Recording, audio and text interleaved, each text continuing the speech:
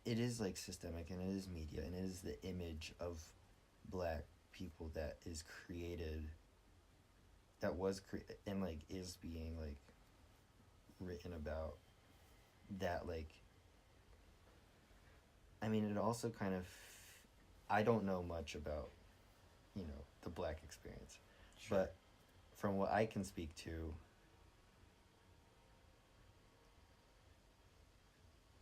having an experience as an Asian American, the way media tells you, sees you in like certain ways and creates certain stereotypes, kind of, it's kind of a self-fulfilling prophecy in some sort of way, and then it's not necessarily glorified, but it's an expectation of what you're supposed to be, and you kind of feel that just naturally because that's what you've seen people who look like you feel. But I wouldn't even say like, I don't know. I feel like that would be more towards like for like not first, just like second generation Americans though, for those Americans that came from immigrants, like from like the immigrants' children, when below that rank, I feel like that would be their position to fill, because immigrants, what they look for is a better life in themselves, and so they don't necessarily focus on stereotypes as much, because all they're trying to do is have a better life for their children and for themselves, and so they don't necessarily focus on what's happening. Yeah, but the majority, I would say, for those people that are what is it, second or first generation? I always get those two mixed up. Second generation? Alright, so for second generation Americans and farther, that would be their position to fill, because that's all they've seen, that's all they've grown up in. yeah, I would say the majority though. Actually, I'm not sure, but like, For a lot of people. I wouldn't say the majority of black people are first generation immigrants. No. Right. They're definitely the I am a second generation American. I feel like I'm a part of a very, very small population Yeah. of people who have made it out. And how do you that feel life. that has kind of morphed your experience? Because it's not like, I mean, of course, like, I mean, that it's definitely changed my experience from others and from other immigrant parents as well, specifically because my parents were able to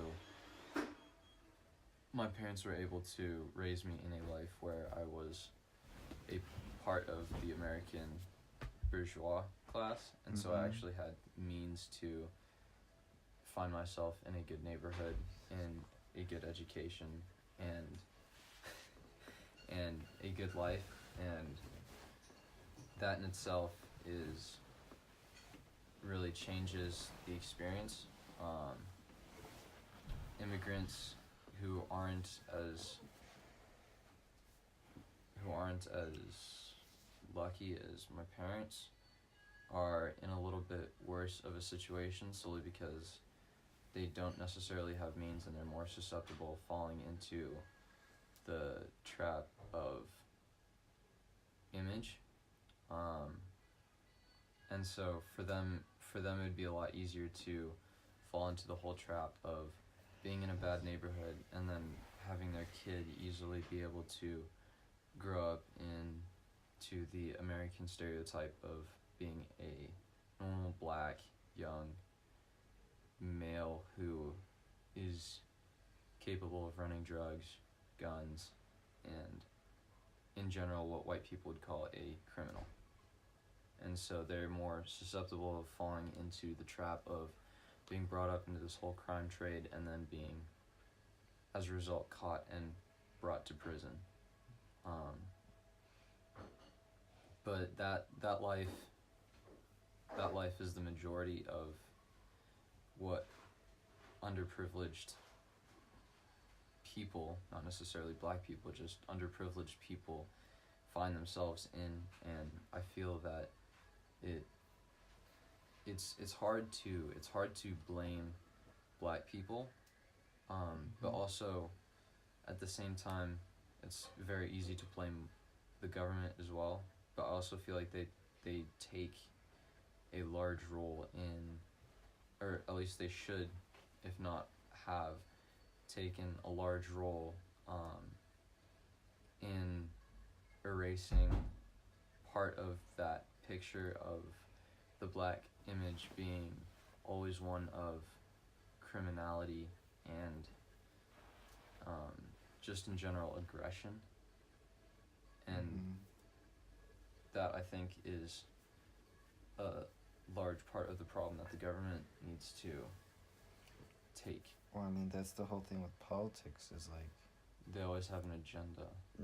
yeah, but like also like, the people they care about aren't the people who don't have money or do not make up a large part of the population. Like, it's, you know, No, definitely. it's all of about course. like money and votes and political capital, and that doesn't. There's not much political capital there, which is, you know, No, not they're helpful in solving systemic issues. no, of course there isn't, but at the same time there has been more public light being shed on how the systemic issue of racism has been held.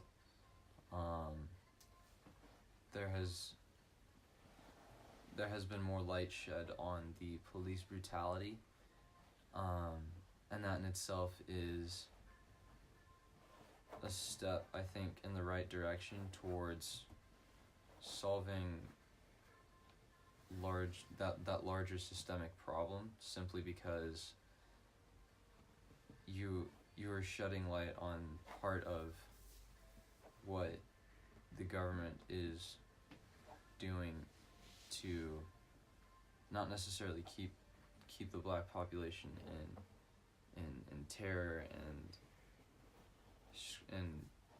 just in general terrible situation, but it's also shedding a little bit of light on what situation that they find themselves in, not necessarily from the beginning of where they have been, but it's just from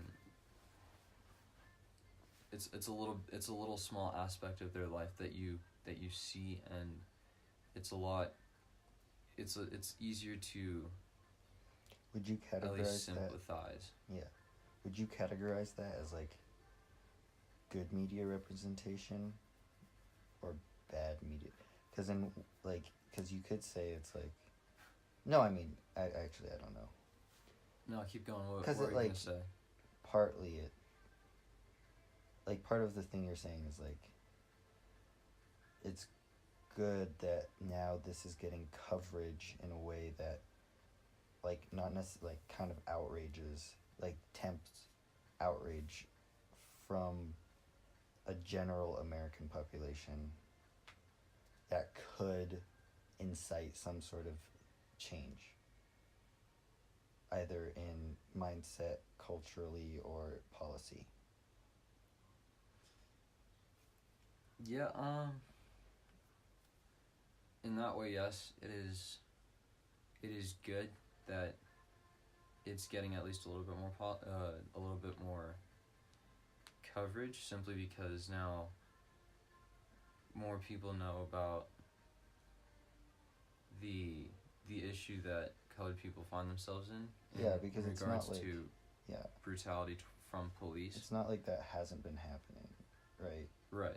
It's just that, or I don't even know, because like, I mean, it has been happening, like the brutality towards oh no, yeah, colored like people. I don't even know in terms of media coverage. Like I was gonna say like, but it's Or at only least it's- since like, I guess I don't really know before, but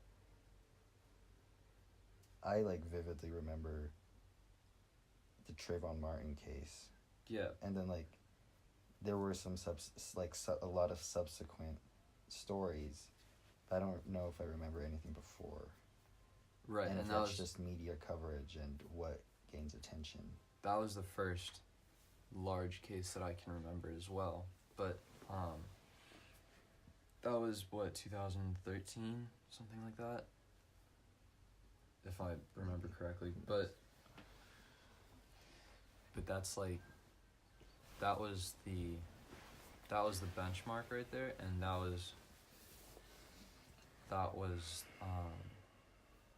was I think what set off a large, well, at least that's what set off a movement in regards to like Black Lives Matter and stuff like that. But yeah, no, I think, me personally, I think it's a movement that I mean, that coverage is good, and it is necessary for people to see, just simply because, at least for those underprivileged people, it's easier for them to see what's been happening to underprivileged neighborhoods, and they're still in their bubble, but it's a little bit easier for them to step outside of their calm bubble, and they can still experience, not experience, but they can take a glance, they can look at how other people have had to lead their lives.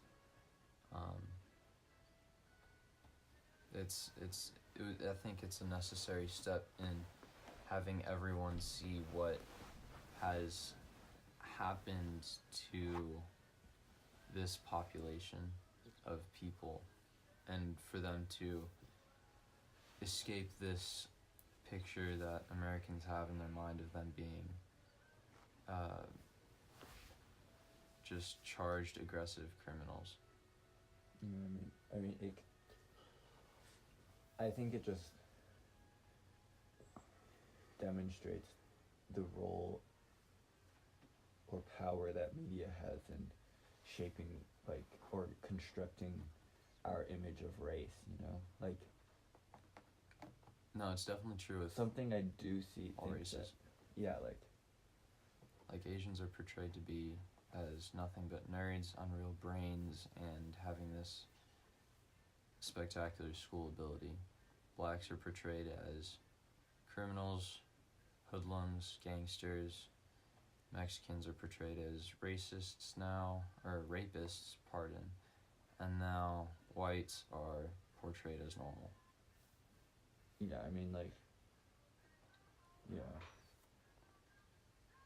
I would say that, like, something that I do think is perhaps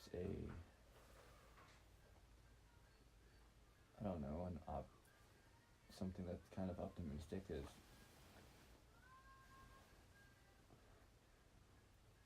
I would say that black media and, like, black stories being told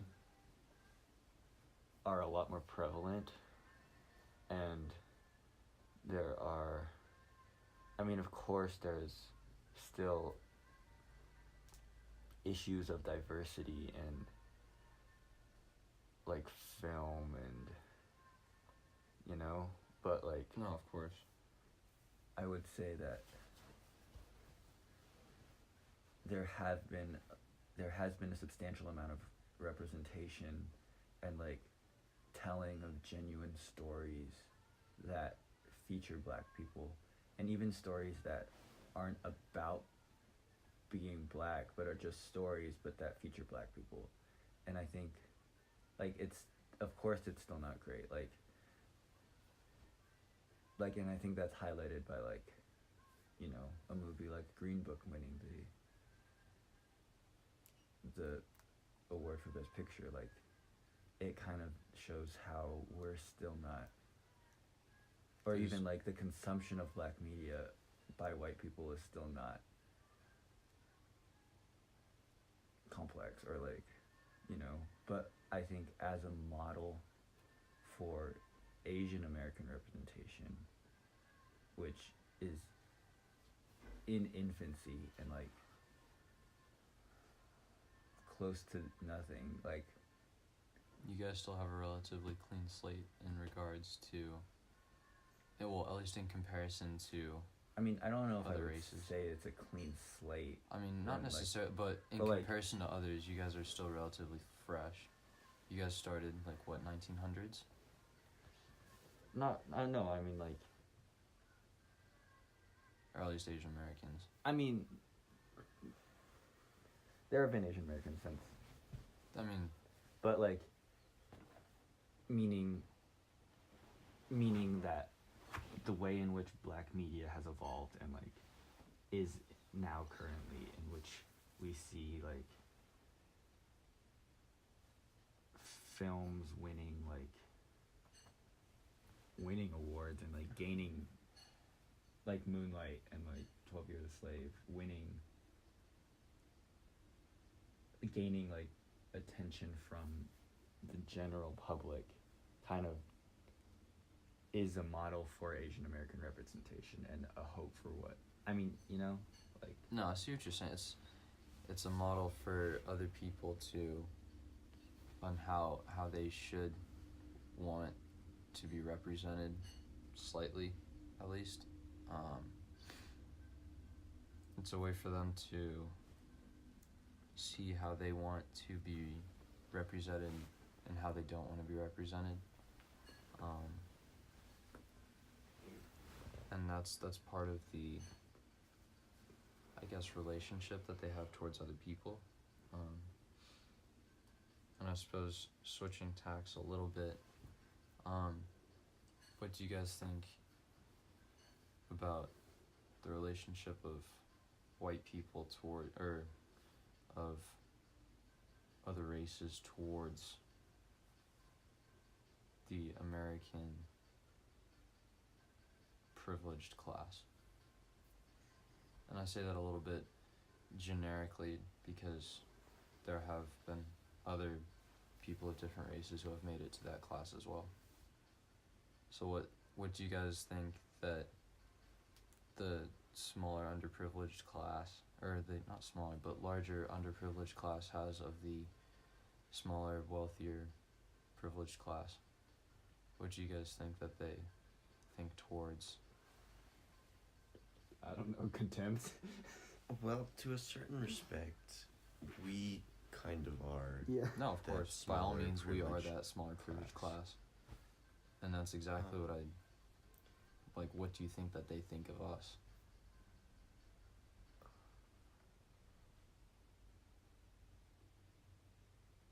I wouldn't say it's contempt. I mean, envy and jealousy would definitely be there. I think a little bit, but like the people that I know are all Of said class. Of the people of that privileged wealth. class. No, the people of like the larger poorer class that I know.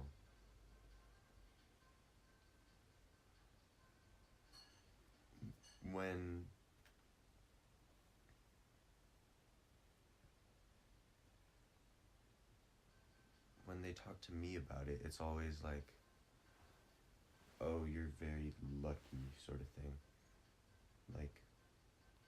Like it almost could have happened to anyone. Yeah, it could be anyone, basically. It could have been them, but because the way the universe turned out, it was me. Right. What do you think of that? I mean, of that mindset in itself, because obviously, we have our version of it, not necessarily just theirs, and so. I mean, I don't know if it's true, you know? Like, it's not like some people just got lucky and some people didn't. Like, some people, yeah, I don't know, like, No, I mean, I but feel like it is, luck definitely it's- has a part in it as well. but largely it's a product of the systems and history and like, Oh yes, the And, you know, like- majority is definitely that, of course, but at the same time, it's like there's also a little bit of luck involved. Like, yeah, but I mean it's important to recognize that It's not all largely luck. it's a pattern. Like it's not like no, of course. it's, I mean it's hard not to look at individual cases, but like it's, But yeah, no, when they say they're always the people of that sort, of all the friends that I have of that class are always like, oh, you're so lucky that you could do this, get this education, go here, and live out your life this way. But also at the same, I mean, it's hard. It's hard. It's for me. It's hard to think that I am. I mean, I myself am lucky, but my parents. I mean, they had a little bit of luck involved getting here to the United States, and then from there, I feel like it was a little bit of luck, and then like 90% work. Because my dad does nothing except for stay in the office like from 8 to like 6, and he works his tail off trying to like get his research in and stuff like that. But then again, he's also an ultra nerd, so I can't. That's props to him as well. Yeah, I mean, it's also a separate experience, but an experience that we have is an experience as a very privileged minority, you know, like, Which makes me myself secluded from yeah, for sure, because the minority that I find myself in as a black person, but then that also puts me into another smaller minority field of being a privileged black person as well. yeah, because it's not like, it's like, what was I gonna say?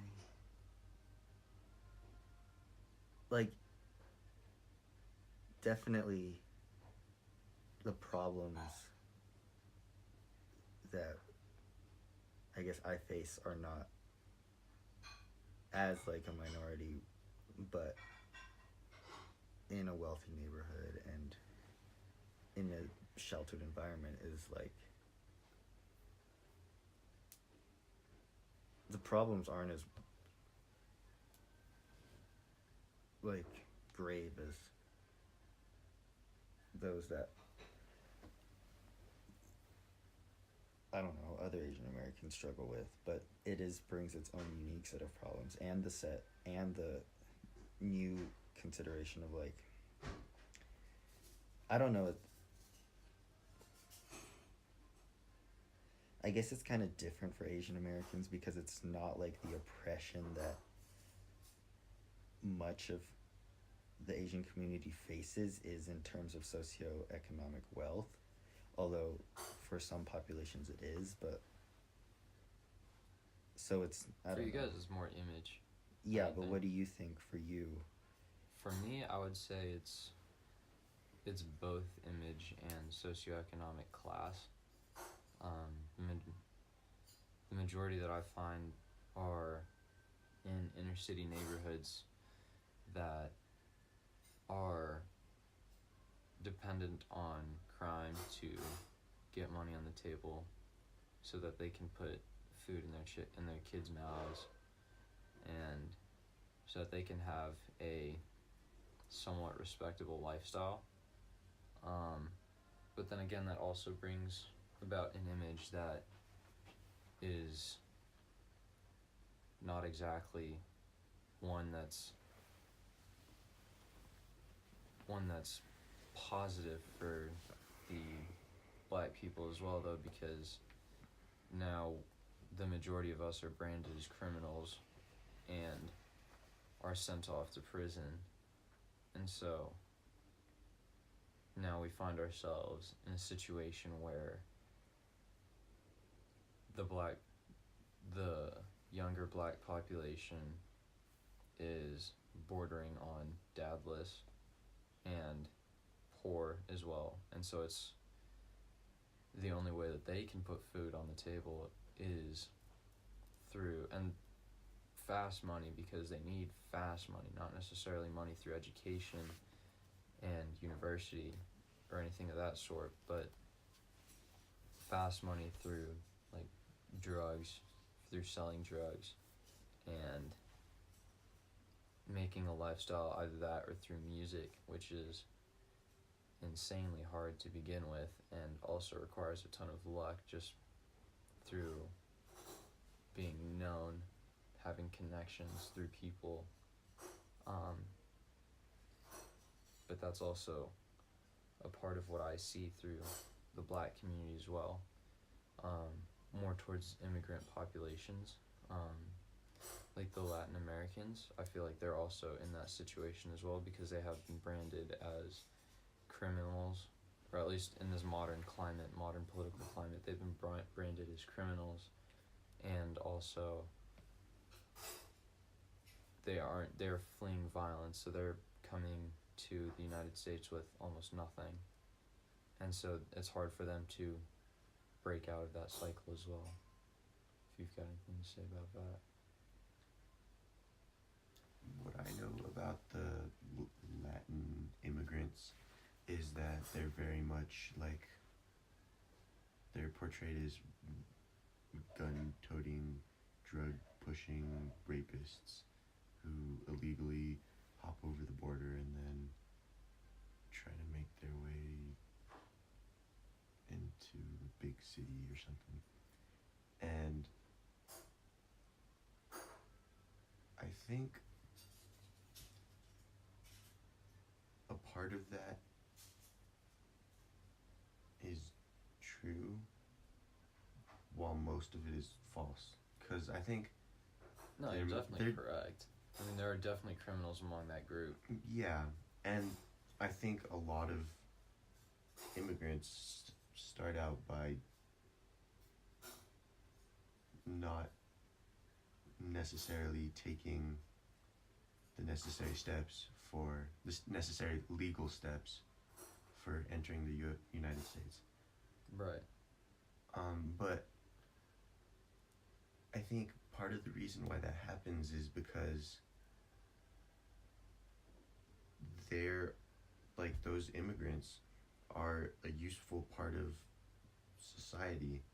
They still contribute. Yeah, they do, like, the labor that Not really us much else educated is willing to. elite don't want to do, and, like, are willing to hire them to do for us. Right. And so I think part of the reason why they can come here and Still be in that situation. yeah, is because of the liberal elite that's willing to hire them. Be like, oh yes, I'll pay you only cash, And etc. you can do you in this job. Yeah. Do it well. You do it well, we don't ask questions, sort of thing. Are you Right. saying that's a good thing or a bad thing? I'm Well, I mean, saying for them it's a mix of both, because they're in a situation where they're not exactly legal in a system that kind of requires you to be, but at the same time it's good for them because now they have a way to put. I mean, it's a Food way to on the put table. food on the table, yeah. But it's also like there's a certain risk to it for them, and Because they're not legal. yeah. And then also, like, if they get busted, the immigrants probably get kicked out, but then the companies that hire them and, like, support the immigrants not taking all the legal steps that they should have taken, get a slap on the wrist, maybe. At best, yeah. Yeah. I don't know if it's like like steps they should have taken. Like I don't think it's necessarily their fault in any way that they like the system isn't set up in a way in which it's there for people to take those steps or to like especially under current administration, it's not like what else do you do? I don't know, like What do you mean? like there it's not like it's easy to like immigration like legally is like hard as shit.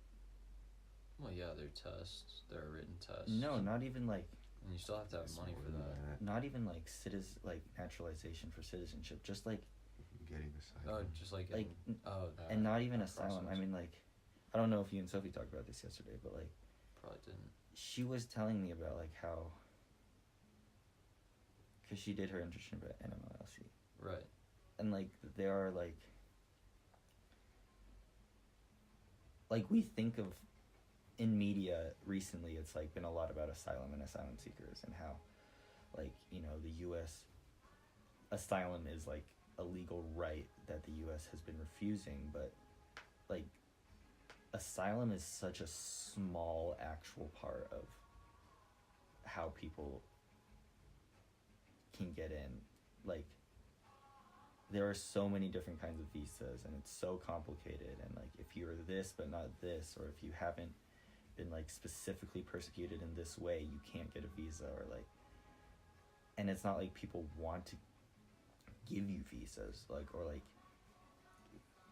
Well, no, you like have people to, you aren't have trying to have- make it easy for you, you know. Well, no, you have to have worth in yourself in order to actually be able to come into a certain community, because you have to prove that you're willing to contribute to that community in itself, right? I mean, you can't.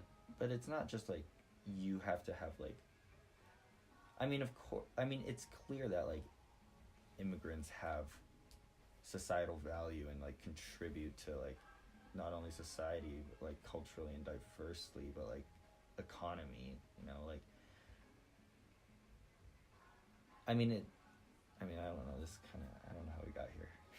No, this is a good spot to be in. Keep going. But like I don't know, it's like the same like systemic issues that like you can't put it on the individuals for. Well, I mean, each individual has their own individual problems, and so it's Of course. in that way it's hard to diagnose them with the systemic point of view. And so in that way it's always going to be a struggle to be able to say, hey, you need to do this. And so instead you just lump them all into a big group and say, hey, you guys just need to do this, you'll be fine. But individual situations makes that bordering on impossible to make that work, just simply because of individual situations need almost individualized answers, because certain problems aren't just solved by a group one size fits all answer. Sometimes you need to tailor the Yeah, but like the problem is systemic. The problem isn't individual. Like the problem isn't that like individual stories are powerful and meaningful, but each of those stories kind of is a demonstration of how the system has been. yeah, and how it Broken. creates like the individual situations. I don't know. Which brings us back to the black community and how that's been put in that situation as well. Yeah, I mean, like everything, and with I don't know actually, like I don't know, like everything is a system. It's been Systems here and systems there. It's all systems. systems broken everywhere. Ah! I mean, you're not wrong though, because the black. Nerd. Well, no, I mean that the black system, the Latino American system, the Asian system, they're all there, and to a certain extent, they're broken. The only system that I could possibly think of that's halfway working is the white system, or at least the way that they imagine it should. Not working, like. I mean, they're all entwined to a certain degree. They're all broken to a certain degree.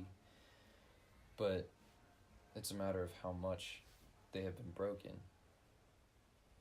Like, America is focused on the white system more than they focused on the black or Hispanic system, to what I would think, and they've gotten the better end of the stick. Well, to a certain extent, the white system is the black system, and like, you know how there's like two sides of the stick, Of course. and the white system like got the better end of the stick. It's like at the same time, the black system got the worst end of the stick. Right, and Two sides to the same coin. Whatever. Shut up. I make up my own metaphors. and the one that landed on top, if we were to go with the coin one. The one that landed heads up. Lady Gaga. Just. Yeah. I've been in a Lady Gaga mood recently. But yeah, no, that's a large issue. Now, to pull the question that I don't even know the answer to, even though I've done this for like 4 weeks now, how would you fix it? Oh fuck. I hit you with the real killer right there, didn't I? You just need a black Lady Gaga equivalent. Easy. Alright, Kevin. The one thing I can say, I mean, like, no one knows. Well, of course, because it hasn't happened But yet. the one thing that I care about and the one thing that I, like, know that, like, can make a difference is media representation. Like, Media representation. and, like, the telling of stories that are complex and, like changing.